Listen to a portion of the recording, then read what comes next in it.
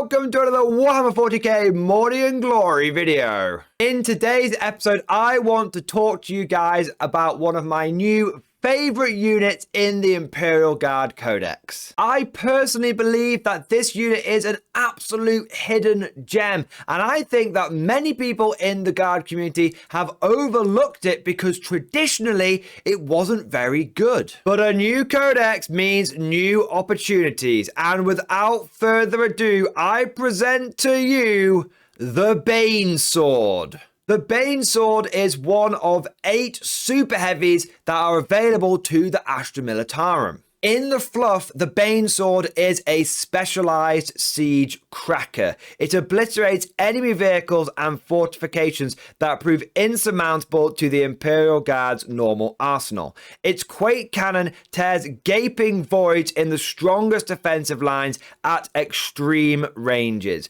enabling it to open breaches for allied forces to exploit before the enemy has a chance to return fire. Walled strong points and arrayed enemy armor can prove insurmountable to an Astra Militarum offensive, regardless of how many foot-slogging troops are marched against them. But a single Bane Sword can level such obstructions with ease. The destructive Quake Cannon each of these super heavy tanks carries is said to have been designed to be carried by the god engines of the Titan legions. Some even whisper that the macro shells these weapons fire carry a fragment of the dread taint of Exterminatus. With a handful of shots, a Bane Sword can wreck the most redoubtable of bastions. To exploit the breaches they cause, Bane Sword squadrons are often attached to aggressive siege regiments, or are followed by assault companies of infantry, cavalry, and close quarters attack vehicles that eradicate what enemies are left alive. Whilst the Bane Sword started off as a variant of the infamous Shadow Sword, it has since proven itself on the battlefield and established itself as a true Guard super heavy. But I understand, dear viewer, that what happens in the fluff may not translate very well in the crunch. How does this bad boy perform on the tabletop? Well, dear viewer, let me take you through its very impressive stats and loadouts. As with all Guard super heavies, the Bane Sword is a chonky boy, boasting a very durable stat line. It is going to come with a strength of 9, a toughness of 9, 30 wounds, that is more than an Imperial Knight, and a 2+ armor save. It also comes with armored tracks as standard, which further increases its durability against light and medium arms. Now, in case you don't know what armored tracks do, they give you an additional +1 to your save against damage 1 weapons. But I know what some of you are going to say. Oh, great, you get an extra bit of save against some spare bolter fire. Woo, big deal, Morty and Glory. Do not forget that you can combine this ability with the ablative plating stratagem. This stratagem allows you to reduce all incoming damage by 1, which means suddenly if someone is hitting you with a whole buttload of damage to attacks, you will be able to reduce those down to damage 1, and then suddenly your armored tracks kick in and you get +1 save against it. It really does mean that your Bane Sword is immune to most small arms fire, and unless your opponent dedicates some serious anti-tank punch with damage 3 or greater, you are going to be having a very impressive save value. But the Bane Sword isn't just a chunky boy, it knows how to lay down the pain as well. It boasts the very impressive Quake Cannon, which in my opinion is one of the best super heavy guns in your arsenal. It has a 96-inch range, which means you are going to be able to hit anything on the board if you can see it. You also get heavy D6 + 6 shots. This number of shots is very reliable, and in fact it is actually the same average as that of the more traditionally taken Bane Blade. The reason I prefer the Bane Sword over the Bane Blade is whilst the Bane Blade does get 3d6 number of shots, that is very swingy. Sometimes you might get 18, sure, but sometimes you might only get 3 shots, and it could happen at the worst possible moment. With the Bane Sword, it doesn't matter what you roll on the random dice, you've always got that 6 in your back pocket. And on average, it means you're going to get 9.5, so 9 to 10 shots from your Bane Sword every time you fire it, and at worst, you're going to get 7 shots, which is still more than enough to crack open most enemy targets. And crack them open you will, because this bad boy has a strength of 14, AP -4, and a flat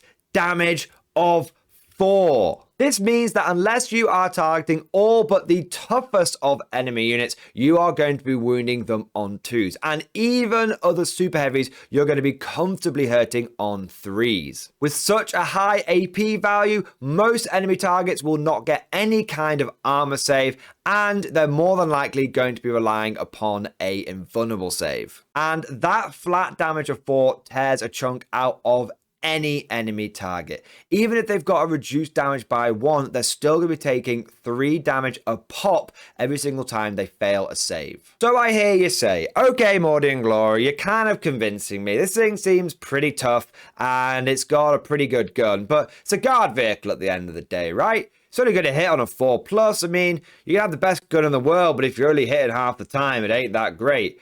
Well, it may not look like it, but this main weapon actually benefits from the turret weapon special rule. That means it gets an inbuilt +1 to hit on the Quake Cannon. Suddenly, you have this main gun hitting on 3s instead of 4s, and any experienced player will tell you that is a huge difference. But you can take this one step further, because you can give your Bane Sword the vaunted Praetorian Tank Ace.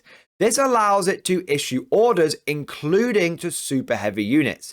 And because of the wording of the rule, you can actually have your Bane Sword order itself. Suddenly, you can get this Bane Sword to tell itself to gunner's kill on sight, which gives it reroll 1s to hit. You've just taken that basic ballistic skill of 4+ and turned it into a 3+ with reroll 1s. But the hype train just keeps on rolling, guys, because despite the fact that, in my opinion, the Bane Sword is the best super heavy in the guard arsenal, it is actually the cheapest one as well. It is only 390 points base. Now, once you've taken into account the pair of sponsons that you have to buy for this thing, that does come into 430 points. Still way cheaper than any of the other super heavies in the book. In fact, it's so cheap that you can take a Bane Sword with 4 sets of sponsons for the same price as a Bane Blade with just 2 sets of sponsons. If you do that, then for 470 points, you are getting a vehicle which is boasting not only the Quake Cannon, but also 4 las cannons and 10 heavy bolters. Suddenly, you have a single vehicle that is putting out an average of 10 strength 14, AP -4, 4 shots, hitting on 3s, rerolling 1s, and 4 strength 9, AP -3, D6 damage shots, hitting on 4s, rerolling 1s, and 30 strength 5, AP -1, 2 damage shots, hitting on 4s, re-rolling 1s. That is an insane level of DACA for a single unit to put out for less than 500 points. But wait, there's more, because the Bane Sword has access to loads of great support stratagems and psychic powers. You might be thinking to yourself, well, 470 points is pretty reasonable for this level of firepower, but surely it's going to be such a bullet magnet that in a turn or 2, my opponent is going to blow this thing off the table. Well, like I mentioned, you have armored tracks, and I already talked about the ablative plating stratagem, but on top of that, you can use smoke launchers on your Bane Sword for 1 command point, giving it a -1 to hit. You could also have an Astropath or Primaris Psyker cast Psychic Barrier on your Bane Sword, which gives it a 5+ invulnerable save further increasing its durability against those big anti-tank shots. But if you don't want to take a Psyker, you could also boost your Bane Sword with a Regimental Engine Seer. Not only can the Engine Seer repair D3 wounds a turn on your Bane Sword, but you can also use Omnisci's Blessing to give it a 5+ invulnerable save in the command phase. Having a Bane Sword supported by a Regimental Engine Seer with a few CP in its back pocket really is an incredibly tough nut to crack. And even if your opponent does manage to get some damage through and start degrading you, not only do you have the repairability of the Engine Seer, but you also have access to another stratagem called Relentless. This costs 2 command points on a Titanic unit, which the Bane Sword is, but for the turn, the Bane Sword counts as being on its top profile. That means that it will be moving at full speed and shooting at full capacity. But even if the unthinkable somehow does occur and your opponent manages to kill your Bane Sword despite all of these defensive buffs you can layer on it, it can still go down swinging thanks to the Vengeful Salute stratagem. This lets you fire with your turret weapons before you remove the vehicle. And even though technically your vehicle would be on its bottom bracket, which for a Bane Sword would mean it'd be hitting on a 6+, the Vengeful Salute stratagem specifically says the model has a ballistic skill of 5+. You combine that with the turret weapon +1 to hit, and even though your Bane Sword is going down to death's door, it still can fire its Quake Cannon one last time on a 4+ to hit. Simply put, there is no way to escape the wrath of the Bane Sword. It is going to get you one way or another. But surely there can't be any more buffs you can layer on this thing. Surely it's as good as it's going to get. Well, thanks to Arcs of Omen, we still have a couple more tricks up our sleeve. Because thanks to the new detachment, you can now take your super heavies with regimental doctrines because you don't need to put them in a super heavy auxiliary detachment. This means that you can now get Born Soldiers, aka 6s to hit auto wound on your Bane Sword. When you think about that in the context of this bad boy can easily be running 30 heavy bolter shots a turn, and suddenly Born Soldiers on a Bane Sword looks incredibly spicy. But there is one last thing we can do. One more way we can truly dial this thing up to 11 and take it from spicy to as hot as the surface of the sun. Because if you have taken your Bane Sword with the Born Soldiers Regimental Doctrine, then you have access to the Ingrained Precision stratagem. This is only 1 command point, and it means that instead of auto wounding on 6s to hit, you auto wound on 5s and 6s to hit. With this stratagem activated, your Bane Sword is going to auto wound with 10 heavy bolter shots, 1 to 2 las cannon shots, and 3 Quake Cannon blasts. And that is before we've even taken into account the reroll ones to hit that you could get with this thing thanks to Gunner's Kill on Sight and Vaunted Praetorian. And that, gentlemen, is why the Bane Sword is the new best super heavy in the game. But let me know what you think down in the comment section below. Are you going to be taking one of these units, or are you still more of a traditionalist that prefers your Shadow Swords and Bane Blades? If you've enjoyed today's video, then make sure you smash that like button like the Bane Sword is going to smash your opponents aside, and also subscribe to never miss an episode. If you've really enjoyed today's video or you found it particularly helpful or interesting, then please consider becoming a channel member or Patreon supporter.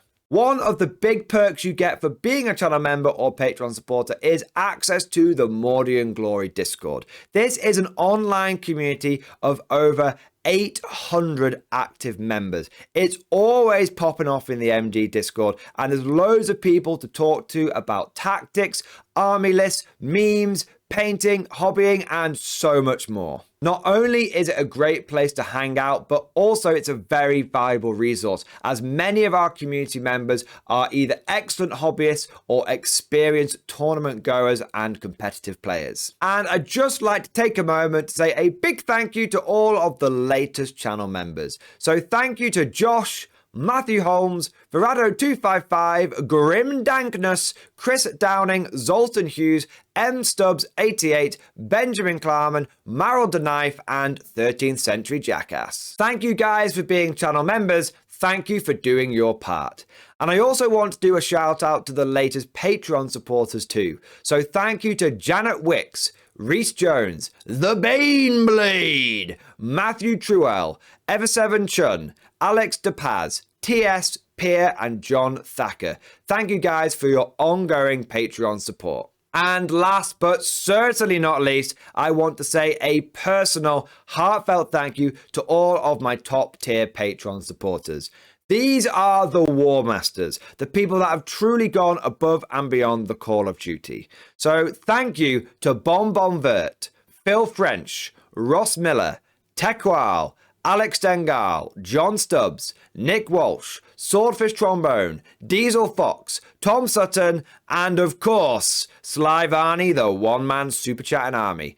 Thank you guys for your ongoing support. It really is a huge part of how I'm able to do this gig full time, and it allows me to really put the extra passion and effort into every single video. I hope you've enjoyed today's video. Thank you for watching, and of course, as always, I'll see you guys next time.